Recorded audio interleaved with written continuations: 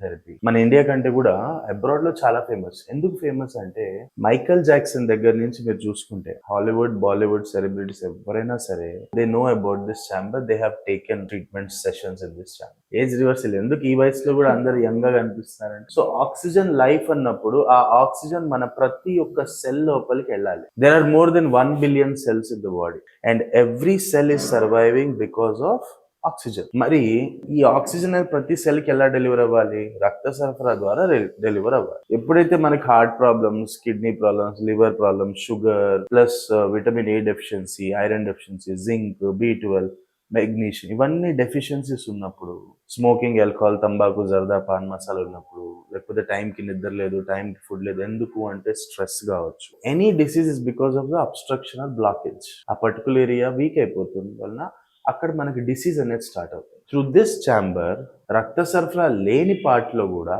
మనం ఆక్సిజన్ ని డెలివర్ చేస్తాం.